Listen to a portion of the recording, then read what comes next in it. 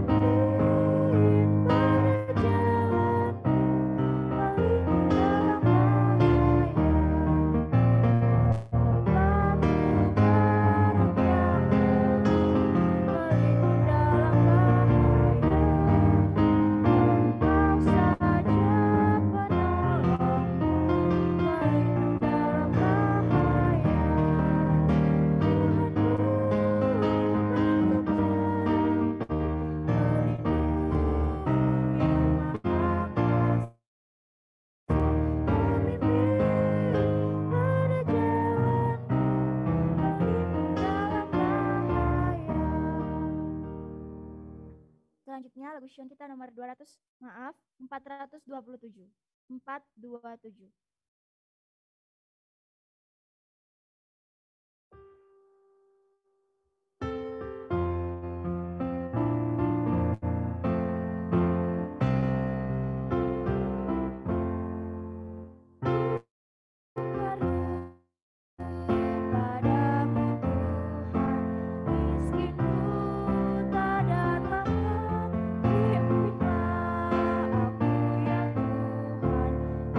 Aku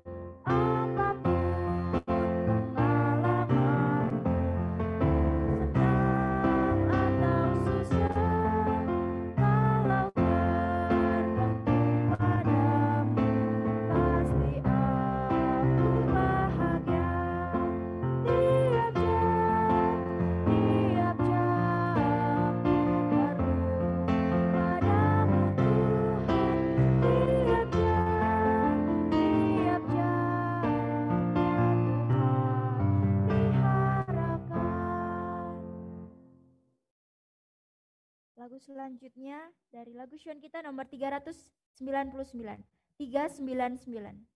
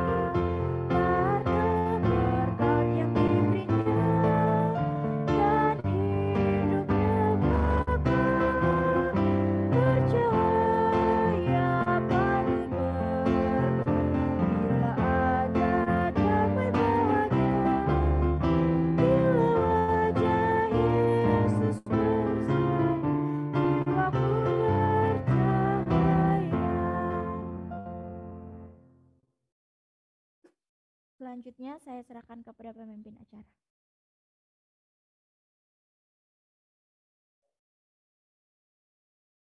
Selamat malam untuk kita semua.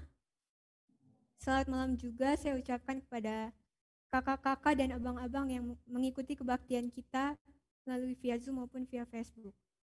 Sebelum kita mulai kebaktian kita, mari kita berdoa dalam hati kita masing-masing untuk mengundang kuasa Roh Kudus.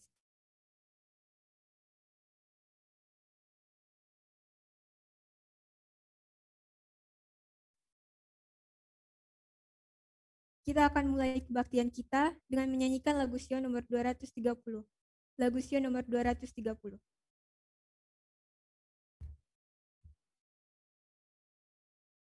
Lagu Sion nomor 230, kita sama-sama bangkit berdiri.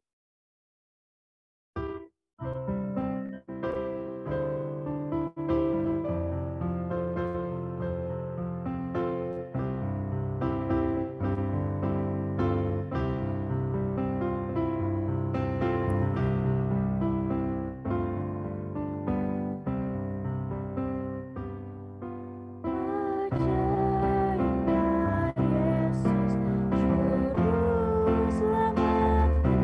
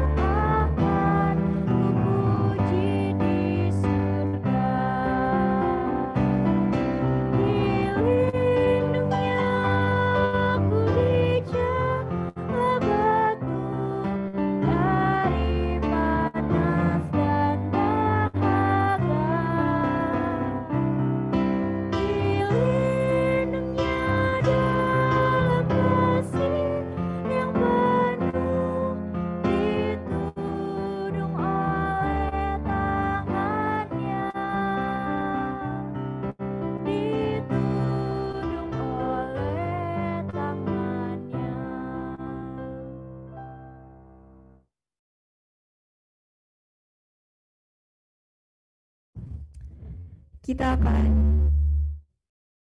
akan mengangkat tangan kanan kita setinggi bahu dan mengucapkan janji api.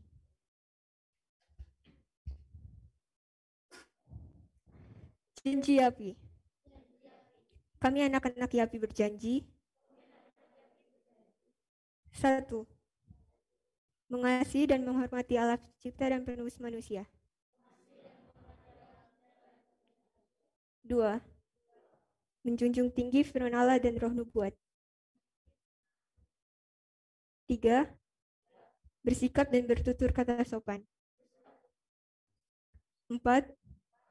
Menjalankan tugas dan kewajiban dengan bersungguh-sungguh. 5. Memiliki rasa simpati dan empati kepada sesama. 6. Menunjukkan kejujuran dan integritas diri. 7. Menjaga nama baik Yapi dan di luar asrama. Terima kasih. Sebagai doa buka, saya undang kesediaan dari Kasindora.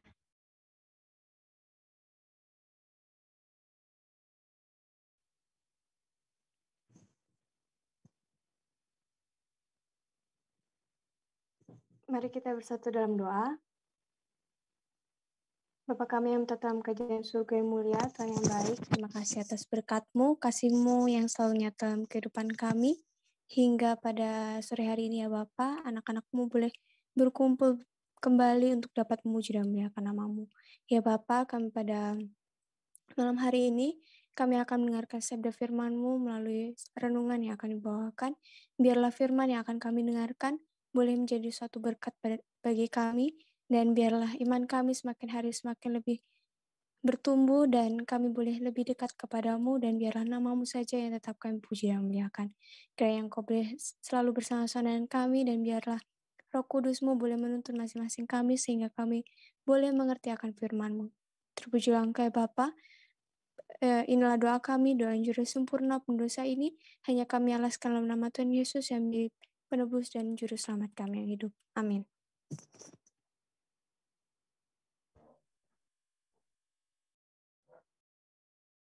Pada saat ini kita akan mendengarkan 3 kesaksian yang dibawakan oleh Kak Umul, Carlo, dan Bang Dede.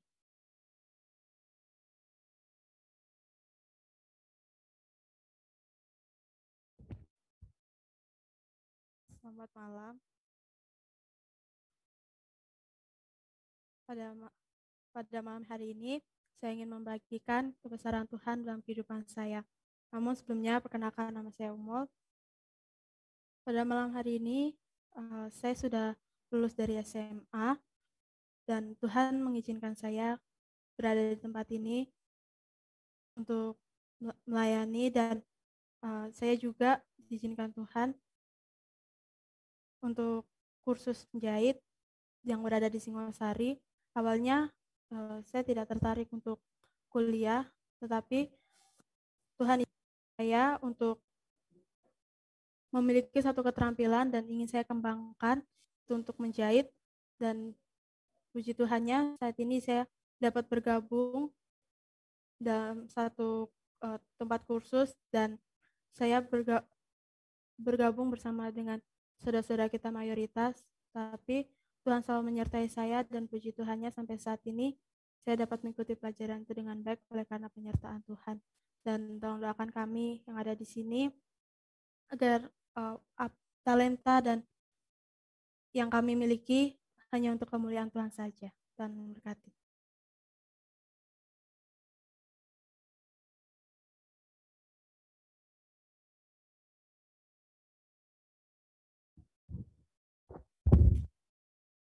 Selamat malam bagi kita semua.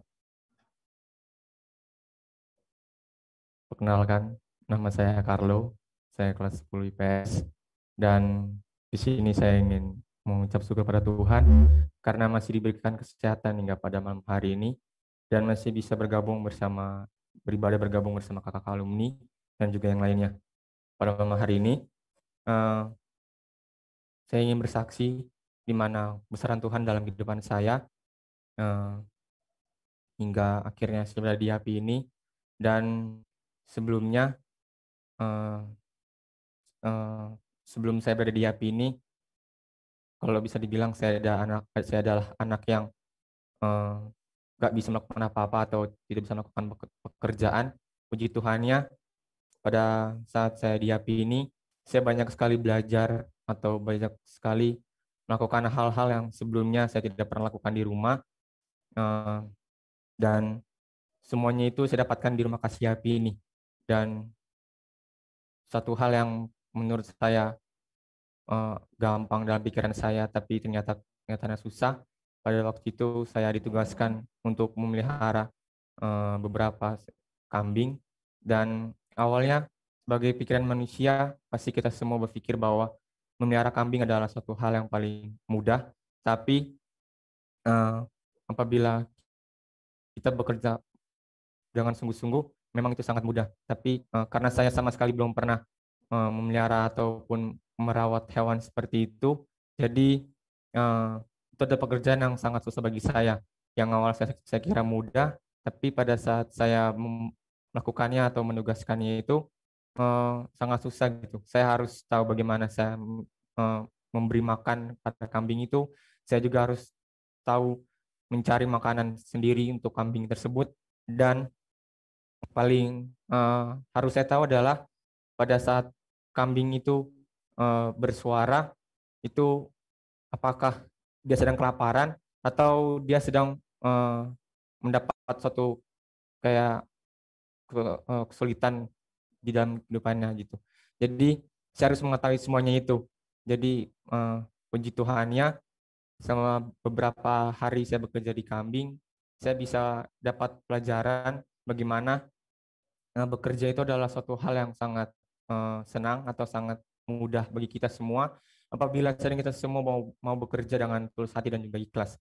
Eh, saya mengingat perkataan dari Bapak bahwa bekerja itu adalah salah satu investasi kita untuk kedepannya. Jadi apabila kita semua diberikan suatu pekerjaan atau job untuk kita kerjakan, harusnya kita mempekerjakannya itu dengan baik dan juga benar. Dan suatu ayat yang menjadi pelajaran bagi saya dan juga kita semua terdapat dalam Kolose 3 ayat 23,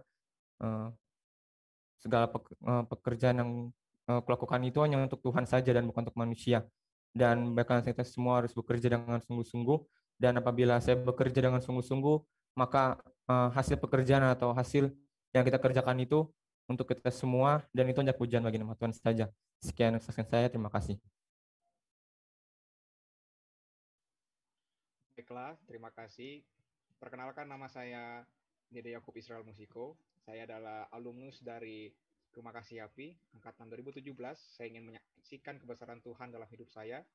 Di sepanjang setengah pekan ini, banyak berkat Tuhan yang Tuhan berikan kepada saya, baik itu melalui napas kehidupan ataupun lain sebagainya. Karena banyak kejadian-kejadian berkat Tuhan yang ingin saya sampaikan pada malam hari ini. Pada awal minggu kemarin, saya merasakan satu sukacita yang besar oleh karena saya dapat berjumpa dengan pembimbing saya untuk menanyakan akan kelanjutan dari skripsi saya, dan puji Tuhan respon dari pembimbing saya sangat bagus dan sudah bisa melanjutkan akan penulisan skripsi saya. Dan satu hal lagi, walaupun ada banyaknya pandemi di sekeliling ataupun di daerah saya pada saat ini pun, saya merasakan begitu besar berkat Tuhan hingga pada pertengahan minggu ini, Tuhan masih melindungi dan menyertai saya untuk boleh mengikuti ibadah pada malam hari ini. Terima kasih.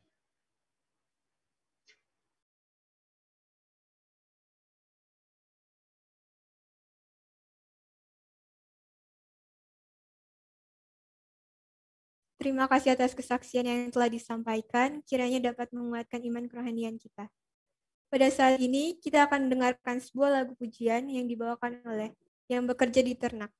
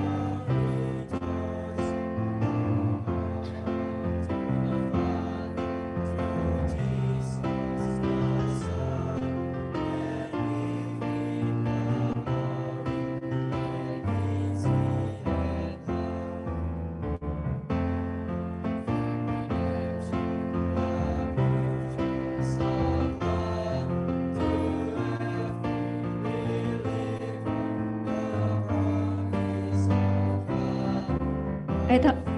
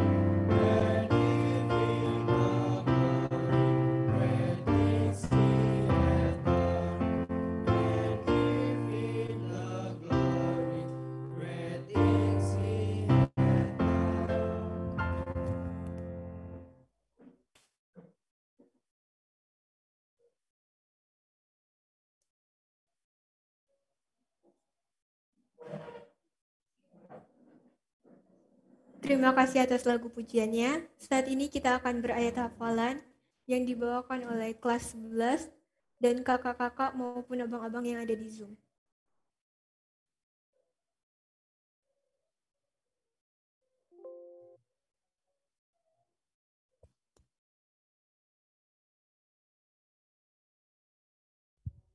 Matius 21 ayat 22, dan apa saja yang kau minta dalam doa dengan penuh kepercayaan, kamu akan menerimanya.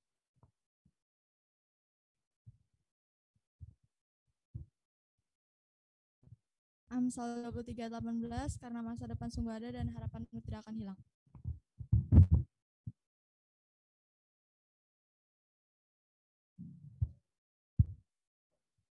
Psalm 147 verse 3, He heals the brokenhearted and binds up their wound.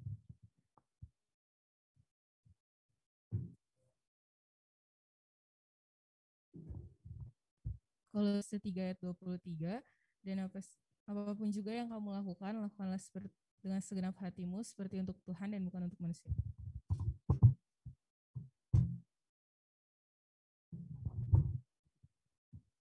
Amsal 4 ayat 18, tetapi jalan orang benar seperti cahaya fajar yang kian bertambah terang sampai rembang tengah hari.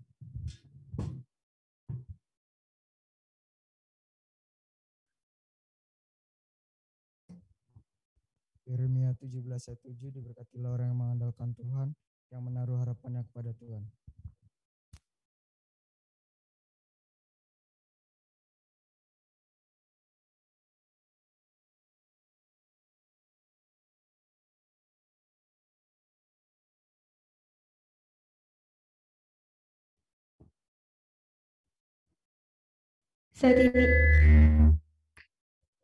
Saat ini kita akan mempersiapkan hati dan pikiran kita untuk mendengarkan firman Tuhan yang dibawakan oleh Bang Jeremy.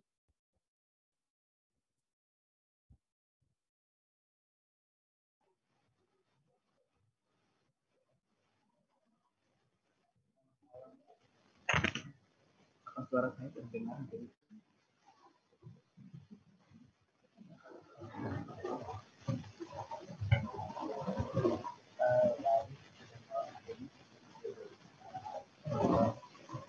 Ini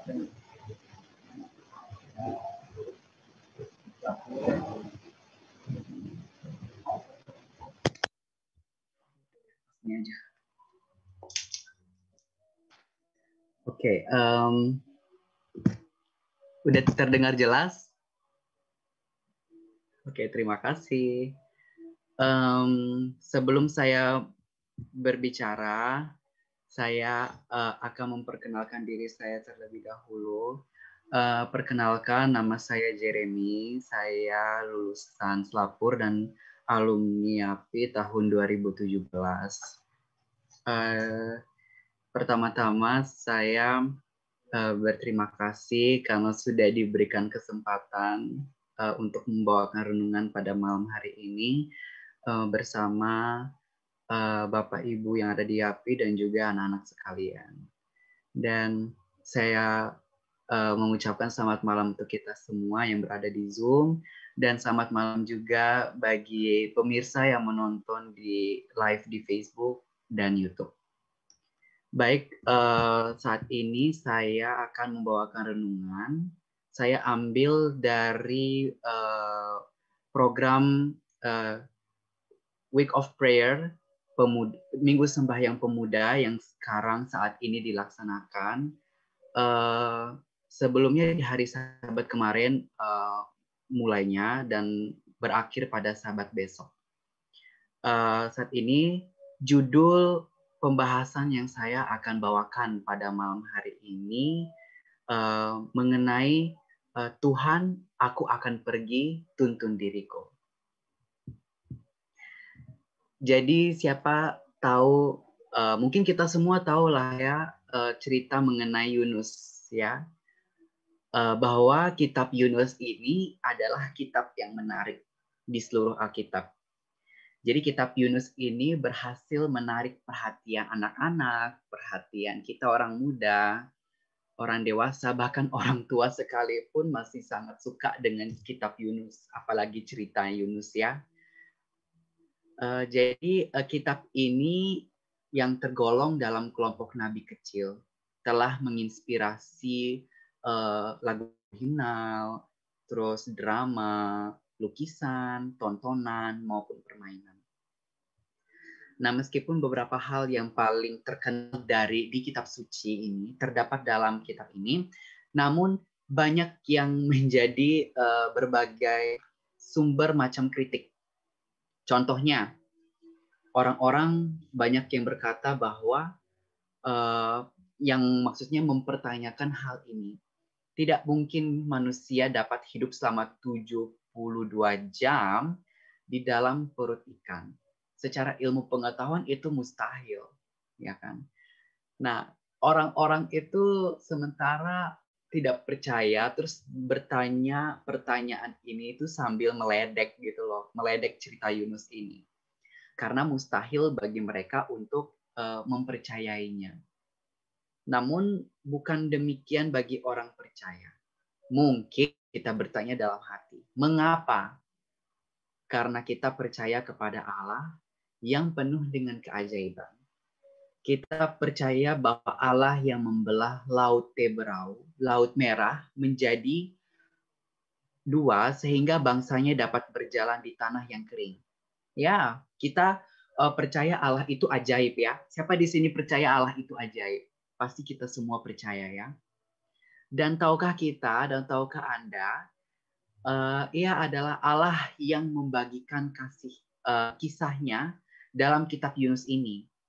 Dan Ia juga adalah Allah yang ingin saya perkenalkan kepada kita semua. Allah yang Maha Kuasa, penguasa, pengampun, dan penuh kasih karunia yang selalu dan akan selalu memberikan kesempatan kepada mereka yang ingin kembali kepadanya dan mau bertobat. Nah, jadi singkat cerita, kitab Yunus ini dimulai dengan perintah yang Allah berikan kepadanya. Nah, datanglah firman Tuhan dalam Yunus 1 ayat 1-2. Mungkin ada yang bisa membacakan, adik-adik yang diapi, boleh? Yunus 1 ayat 1-2. Volunteer ya, siapa yang Mau baca boleh, silahkan.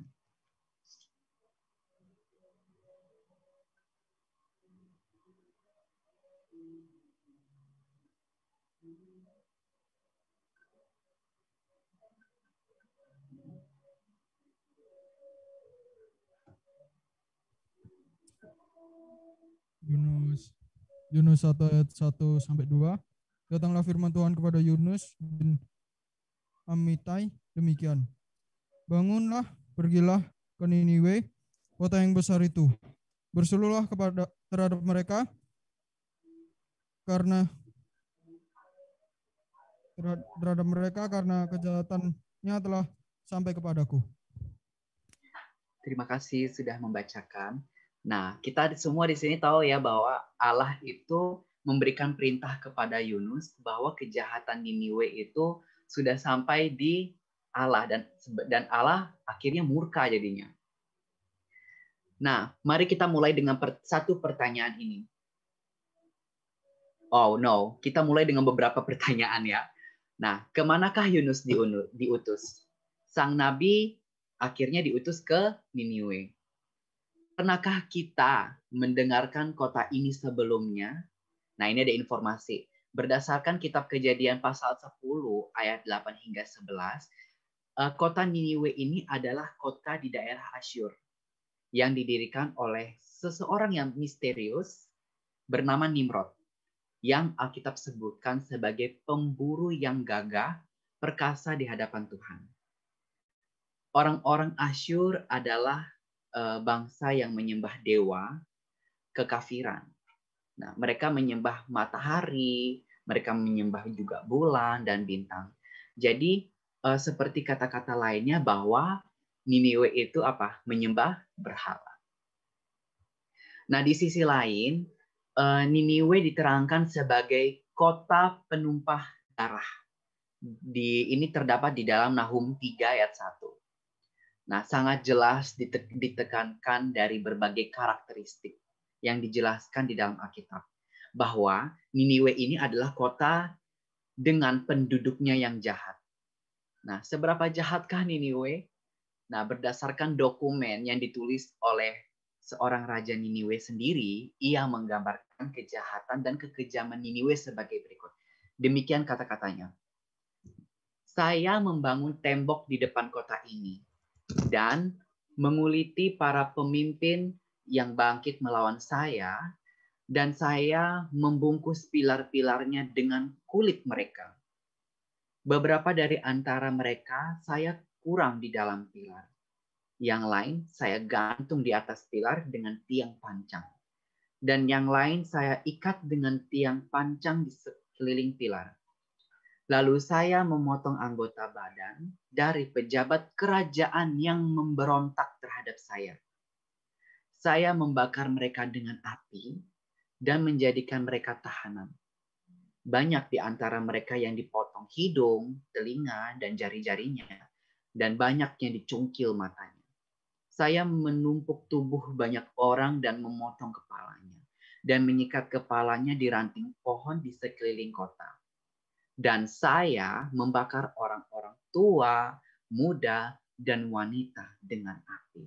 Begitulah demikian Raja Niniwe ini berkata.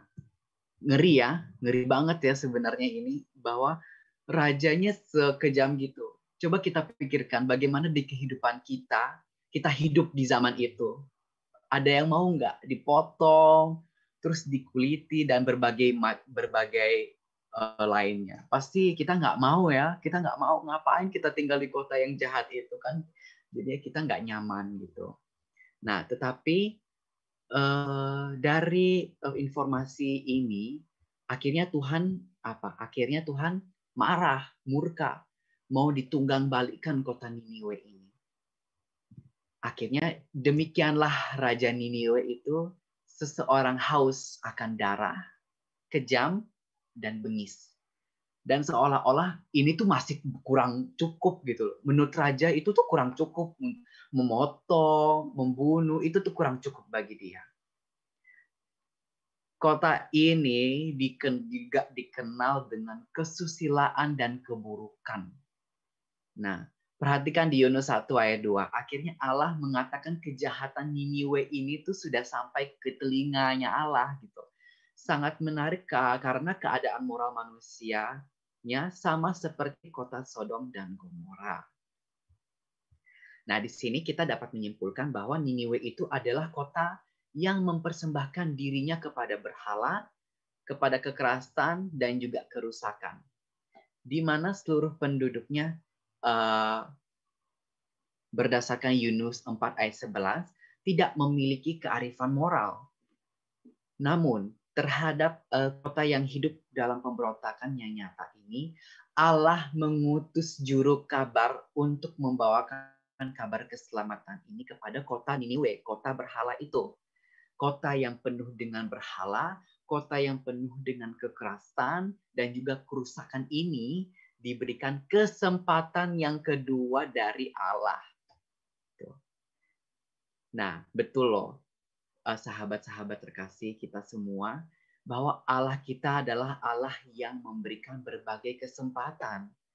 Secara sadar tidak sadar, kita banyak banget melakukan dosa, mau itu dosa kecil kayak mau dosa besar, tapi itu Allah itu tetap mengampuni kita, tetap memberikan kepada kita kesempatan untuk merubah diri kita, untuk menghapus dosa-dosa kita. Mungkin kita mencuri, atau mungkin kita berbohong, atau mungkin kita cabut gitu.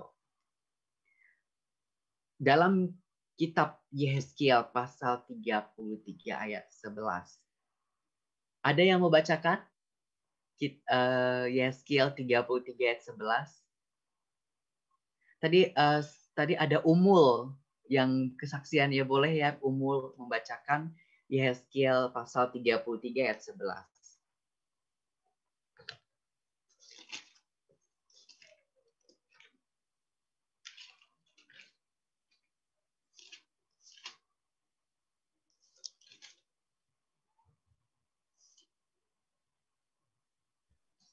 Yehezkiel 33 ayat 11. Katakanlah kepada mereka, demi aku yang hidup, demikianlah firman Tuhan Allah, aku tidak berkenan kepada kematian yang fasik, melainkan aku berkenan kepada pertobatan orang fasik itu dari kelakuannya supaya ia hidup. Bertobatlah, bertobatlah dari hidupmu yang jahat itu. Mengapakah kamu akan mati, hai kaum Israel? Terima kasih sudah dibacakan. Nah, dari ayat ini kita disuruh apa? Tuhan disuruh apa? Bertobat. Ya. Selagi Tuhan itu masih membuka loh pintu hatinya, selagi Tuhan masih memberikan kepada kita kesempatan kedua untuk merubah, untuk bertobat ya. Nah, sekarang mari kita kembali lagi ke kitab Yunus ini dan membahas pertanyaan ini. Apa yang Yunus lakukan ketika ia diperintahkan untuk pergi ke Niniwe? Apakah ia langsung melaksanakan perintah Tuhan? Nah, di sini saya sebenarnya tuh rindu mau menjawab pertanyaan ini dengan keyakinan bahwa kalau seandainya Tuhan menyuruh saya nih atau menyuruh kita semua yang ada di sini, contoh, Dede, apa saya perintahkan kamu untuk pergi ke kota ini untuk mengabarkan, untuk merubah mereka, untuk memberi kesadaran bagi mereka karena kejahatan mereka sudah sampai kepada saya. Di dalam hati kecil Dede, pasti Dede akan menjawab iya. Di dalam hati saya juga, saya pasti menjawab iya. Ataupun ya kebanyakan orang-orang pasti menjawab tidak kan, karena kota Niniwe itu dikenal sebagai kota yang sangat mengerikan kejahatannya. Tetapi kalau kita percaya bahwa Tuhan itu melindungi kita, ya, dengan janjinya bahwa Tuhan akan menyelamatkan kita. Tetapi sangat disayangkan di sini bahwa Alkitab mengatakan bahwa Nabi Yunus itu menolak apa? Menolak tugas ini. Ya. Di dalam buku Yunus 1 ayat 3, si Yunus ini apa? Yunus ini menolak perintah Tuhan ini. Padahal ini Tuhan sendiri loh. Tuhan sendiri langsung yang berbicara kepada Yunus untuk supaya dia pergi ke Niniwe. Dan akhirnya apa di dalam buku Yunus ayat 3? Akhirnya si Yunus ini bersiap untuk melarikan diri ke Tarsis. Nah, kita sebagai manusia mungkin selalu tidak mengindahkan perintah Tuhan ya. Selalu kita lari dari Tuhan. Contoh mungkin Tuhan berkata lewat seseorang, tolong ya kamu melayani ini di gereja ini, melayani kamu membawa mision gitu. Tetapi kita dalam hati, aduh kok saya sih, emang nggak ada orang lain ya di dunia ini, kan orang di dunia ini banyak.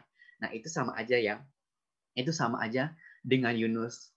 Dan akhirnya kita menolak untuk melayani ini. Padahal Tuhan sendiri loh yang ngomong, dan meskipun nggak secara langsung Tuhan itu ngomong kepada kita, tapi Tuhan itu mengutus orang buat kasih tahu kita supaya kita melayani gitu. Nah, tapi sama halnya dengan Yunus di sini. Ini Allah langsung yang ngomong kepada dia, tapi apa yang Yunus lakukan? Dia malah apa? Melarikan diri. Ya. Dia melarikan diri jauh dari hadapan Tuhan, dan ia untuk mendapatkan di sana sebuah kapal yang akan berangkat ke Tarsis. Jadi dia membayar sendiri biaya perjalanan. Lalu dia naik kapal untuk berlayar bersama-sama ke Tarsis untuk pergi jauh dari Tuhan. Berdasarkan pelajar Alkitab, Niniwe itu berjarak sekitar 800 km di sebelah timur dari tempat tinggal Yunus. Namun Tarsis itu berjarak lebih dari 3.000 mil ke arah barat. Dapatkah kita bayangkan ini? Nah, seorang nabi Allah melarikan diri dari panggilannya. Ia pergi ke arah berlawanan. Allah mengirimnya dia ke timur, namun si Yunus ini berjalan ke arah barat. Demikianlah kita sebagai manusia berdosa. Mungkin orang tua memberikan kepada kita satu perintah. Tolong kamu buang sampah ya, ini jadwalmu buang sampah. Tetapi apa yang kita lakukan sebagai manusia berdosa? Kita lari dari situ. Disuruh A, malah kita lakukan yang B. Disuruh B, malah kita lakukan yang A. Sama seperti Yunus ini ya. Si Yunus ini akhirnya bukan hanya melarikan diri dari panggilannya. Ia juga menjadi tidak peduli dengan sekitarnya. Akhirnya si Yunus ini dalam perjalanan ke Tarsis, tiba-tiba badai itu menerjang kapal itu yang ditumpanginya sehingga kapal ini hampir hancur. Ya. Orang-orang penumpang-penumpang yang di kapal ini sudah mulai ketakutan, sudah memanggil Allah-Allah mereka, sambil akhirnya mereka membuang semua muatan yang di kapal supaya kapal ini ringan. Sambil berteriak-teriak kepada Allah mereka. Sangat lucu ya, kemanakah Yunus ini?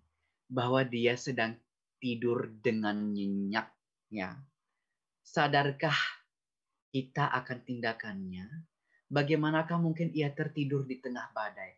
Mungkin kalau kita sebagai manusia normal, kalau kita di kapal ataupun dimanapun kita berada, kalau mulai ada angin lah, anginnya kenceng banget lah, ada badai gitu, pasti kita dalam hati nggak bisa tidur, takut, ya, mempersiapkan diri untuk menyelamatkan diri. Tetapi bagaimana dengan Yunus di sini? Meskipun ada badai yang menerjang, badai dahsyat, kapalnya udah mau hancur, tapi si Yunus ini tidur dengan nyenyak. Jadi si Yunus ini tidak hanya melarikan diri dari panggilan Tuhan, ia juga tidak peduli dengan keadaan sekitarnya. Bukankah hal ini adalah hal yang sangat menyedihkan? Seorang nabi Tuhan, ini sangat menyedihkan ya bagi kita ya.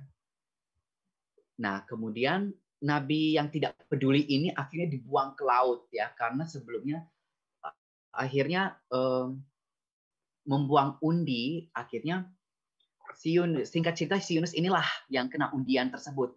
Dan akhirnya Yunus ini dibuang ke laut dan ditelan oleh ikan besar. Yunus 1 ayat 15-17. Nah, kita yakin bahwa si ikan besar yang menelan Nabi Tuhan ini telah disiapkan oleh Allah sendiri. Tetapi untuk apakah Allah menyiapkan ikan ini? Apakah Nabi ini meninggal di dalam perut ikan? No. Ikan besar ini adalah cara Allah yang digunakan untuk membawa Yunus kembali kepada panggilannya. Meskipun kita lari jauh dari perintah Allah seperti Yunus, tetapi mata Tuhan ada di mana? Ada di segala tempat ya, di Alkitab mengatakan seperti itu. Tapi lupa deh ayatnya di mana. Nah, singkat cerita secara ajaib, ikan ini memuntahkan Yunus di mana? Tidak lain dan tidak bukan adalah pantai sekitar Niniwe. ya, di dalam Yunus 2 ayat 10. Dan disitulah Allah kembali memerintah berfirman kepada Yunus. Perhatikan apa yang Alkitab katakan pasal Yunus 3 ayat 1 dan 2. Ya, datanglah firman Tuhan kepada Yunus untuk kedua kalinya. Demikianlah, bangunlah, pergilah ke Niniwe, kota yang besar itu, dan sampaikanlah kepada mereka seruan yang kufirmankan kepadamu. Nah, Alkitab menunjukkan bahwa Allah berfirman kepada Yunus untuk yang kedua kalinya. Ya, saya percaya, kita semua percaya bahwa Allah ingin agar kita semua yang ada di sini dan pemirsa semua, bahwa mengerti bahwa Ia pun memberikan kesempatan kedua kepada orang percaya yang memberontak kepada Tuhan. Kita sadar akan hal itu? Kalau kita sadar, bersyukurlah. Di situ Tuhan tidak berhenti-hentinya memberikan kepada kita kesempatan kedua. Bukan kesempatan kedua aja, kesempatan ketiga, kesempatan keempat, maupun kesempatan seterusnya. Untuk merubah tabiat kita yang awalnya jahat, berdosa, menjadi tabiat yang baik. Dan bersikap acuh atas panggilan Tuhan. Allah memberikan kepada kita kesempatan kedua. Nah, selama ini bersikap acuh terhadap masalah yang kita hadapi. Allah memberikan kepada kita kesempatan kedua. Ya. Kita harus sadar itu. Kita sebagai manusia harus sadar bahwa Tuhan itu harus merenungkan dalam diri kita bahwa Tuhan itu, oh iya, Tuhan itu sudah baik kepada kita, memberikan kepada kita kesempatan berkali-kali untuk merubah diri kita. Apakah kita mendengar, apakah kita menerima kesempatan itu apa tidak? Itu bisa dijawab di diri kita masing-masing, ya. Para pemuda yang ada di sini, orang tua sekalian maupun pemirsa yang di rumah yang menyaksikan ini, Tuhan, mungkin kita berkali-kali melarikan diri dari panggilan Tuhan. Di sini Allah nggak tinggal diam. Allah punya banyak cara supaya kita kembali ke panggilannya, kembali kepada perintah Tuhan, kembali kepada ajaran Tuhan melalui Alkitab ini, melalui pembicara, melalui pendeta, bukan hanya pendeta, mungkin kita, nasihat orang tua, ataupun sahabat-sahabat kita yang peduli dengan kita. Seperti Yunus yang meninggal, yang maksudnya melarikan diri dari panggilannya, tetapi Yunus diberikan kesempatan yang kedua. Ya. Sangat mengesankan untuk mengetahui bahwa Allah kita adalah Allah yang selalu memberikan banyak kesempatan. Sangat melegakan untuk mengerti bahwa Allah itu mengaruniakan kesempatan tidak hanya kepada mereka yang hidup di dalam dosa, namun juga kepada orang-orang percaya yang secara tidak peduli melarikan diri dari panggilannya. Bertahun-tahun yang lalu, sedikit ada cerita di sini ya. Bertahun-tahun yang lalu, saya membaca cerita tentang seorang pemain sepak bola yang masih muda, yang mewakili universitas yang ada di California. Ketika pertandingan kejuaraan sedang berlangsung, pemuda ini mendapatkan bola. Dan di tengah ketegangan, ia berlari ke arah yang salah. Nah, seorang teman dari timnya ini, dari tim sistem orang ini, mencegah dia sebelum ia mencetak gol ke gawangnya sendiri. Ketika babak pertama berakhir, semua pemain berjalan menuju ke ruang ganti dan beristirahat sambil menunggu apa yang akan pelatih mereka sampaikan kepada mereka. Pemuda ini duduk sendirian merenung nasibnya dengan handuk yang dia tutup di kepalanya, dan kemudian pemuda ini menangis. Ketika tim ini akhirnya telah bersiap untuk kembali ke lapangan dan memulai babak kedua, secara mengejutkan, pelatih ini datang menghampiri si pemuda ini. Mengatakan bahwa ia menggunakan pemain yang sama seperti di babak yang pertama. Akhirnya semua pemain meninggalkan ruang ganti kecuali pemuda ini. Karena pemuda ini masih nggak percaya. Kok pelatihan ngomong begini, masih memakai tim yang babak pertama. Akhirnya si pelatihnya ini memandang pemuda ini dan memanggilnya untuk kedua kalinya dan melihat air mata di pemuda ini mengalir di pipinya. Kemudian pemuda ini berkata, "Pelatih, aku nggak bisa. Aku ini hampir menghancurkanmu, hampir menghancurkan nama baik tim kita. Aku sudah mempermalukan tempat kuliah, tempat universitas kita. Aku nggak sanggup menghadapi para penonton dan untuk kembali ke stadion." Akhirnya sang pelatih ini meletakkan tangan di pundaknya sambil berkata, "Bangunlah. Aku tidak sanggup bangunlah dan bertandinglah kembali. Pertandingan ini baru setengah jalan." Ketika membaca cerita ini, ketika kita mendengar cerita ini, apa yang kita bilang di dalam hati kita? Pelatih ini luar biasa, mau memberikan kesempatan kedua bagi pemuda ini untuk memperbaiki apa? Kesalahannya. Untuk kembali bermain, untuk mengharumkan sekolahnya, tempat kuliahnya. Namun ketika kita mendengar cerita Yunus dan ribuan cerita yang sepertinya, kita berkata betapa Allah itu luar biasa yang tak henti-hentinya memberikan kepada kita kesempatan yang kedua. Nah, sahabatku, hari ini Tuhan memberikan kepada kita kesempatan kedua bagi kita, kepada saya, kepada Anda, dan kepada kita semua. Saudara-saudara sekalian, jika seperti Yunus kita melarikan diri dari tanggung jawab, Allah memberikan kepada kita kesempatan yang kedua. Banyak hal yang Allah menggunakan cara dari Allah supaya kita kembali kepada ajarannya. Ketika kita merasakan kemurahan Allah dalam kehidupan kita, seperti Yunus, kita akan mengatakan, "Tuhan, aku akan pergi, tuntunlah saya. Pulihkan saya.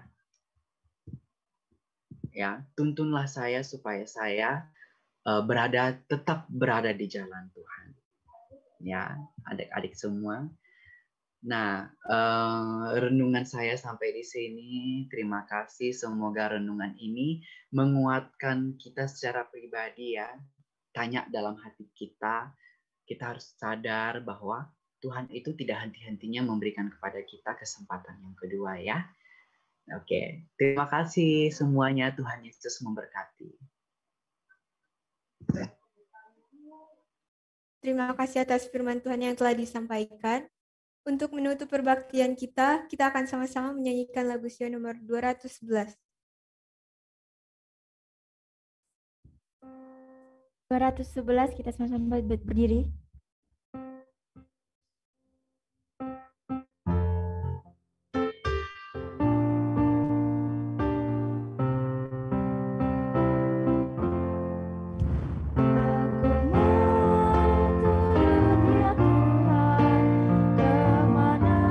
Perjalanan aku turut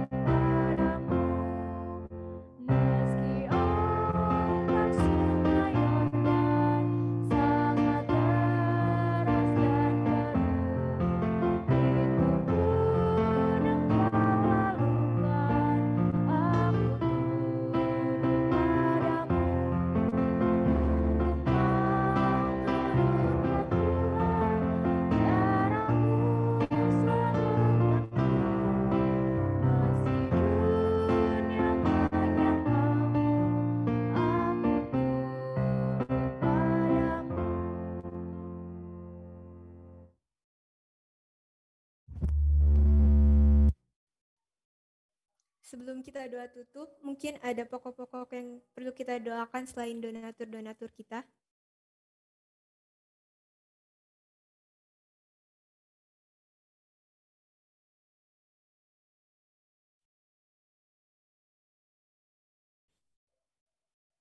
Mungkin ada lagi.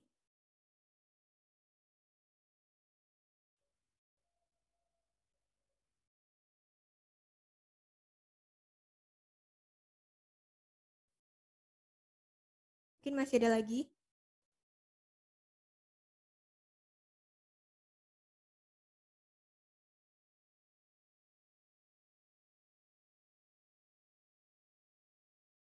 Jika tidak ada lagi, pokok-pokok doa yang perlu kita doakan adalah donatur-donatur kita, kesehatan kita masing-masing, orang tua kita, dan firman Tuhan yang baru saja dibentangkan. Untuk doa tutup, saya minta kesediaan dari Bang Morris untuk memimpin kita dalam doa.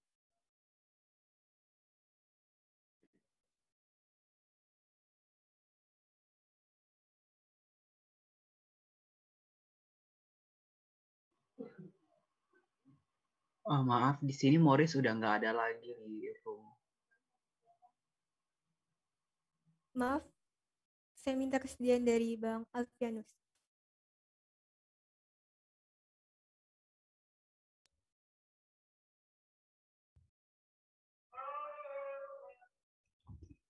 Mari kita berdoa. Bapa dalam surga, Bapa terima kasih atas berkat pada hari ini. Bapa di sini kami juga berterima kasih atas firman Tuhan yang saudara kami telah sampaikan. Kiranya apa yang disampaikan bisa menjadi berkat dalam kehidupan kami masing-masing dan menjadi kekuatan bagi kehidupan kami. Bapa berkati adik-adik kami yang di API dan juga orang tua kami yang jauh kami. Kiranya Engkau berkati mereka, berikan mereka kesehatan, berikan mereka budi hikmat, dan juga bukan berikan mereka kesehatan yang limpah. Bahkan juga berdoa untuk Bapak Ibu di API, biar kiranya Engkau berikan mereka kesehatan, berikan mereka rezeki, dan Engkau juga berikan kesehatan yang lebih. Bahwa masih banyak doa kami, tapi Engkau mengetahui apa yang kami minta, indah doa kami dalam Yesus Tuhan.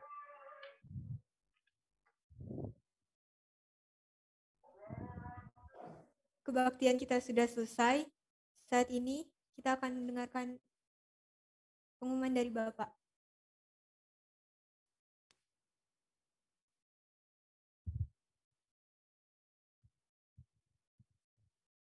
Selamat malam bagi kita semua. Kita boleh mengucap syukur kepada Tuhan karena kasih dan kebaikannya kita masih diberikan kesempatan untuk beribadah pada sore hari ini atau pada malam hari ini. Terima kasih kepada Abang Jeremia yang sudah memberikan firman Tuhan yang luar biasa untuk kita boleh bersyukur karena kita diberikan kesempatan untuk lebih dekat kepada Tuhan melalui pengalaman-pengalaman kehidupan yang kita mungkin juga alami di dalam kehidupan kita. Terima kasih Bang Jeremia. Terima kasih juga kepada abang dan kakak yang sudah bergabung di dalam Zoom yang boleh bersama-sama dengan kami.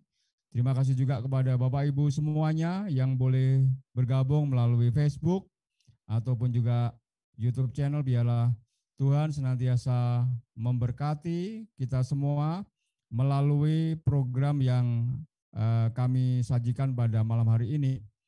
Dan untuk acara kebaktian kita pada hari Kamis yang akan datang, mungkin ada pengumuman dari bagian kerohanian. Kami persilakan. Bang Aga atau Bang Dede? Oke, untuk informasi di hari Kamis mendatang, untuk yang membawa acara atau sebagai MC sendiri adalah Saudari Laura. Untuk yang menyampaikan lagu pujian dari kelas 8 dan kelas 11, untuk yang membawakan kesaksian dari Cynthia, Ibu, dan Lisa. Dan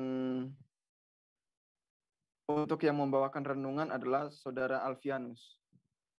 Itu saja informasi yang dapat saya sampaikan. Terima kasih.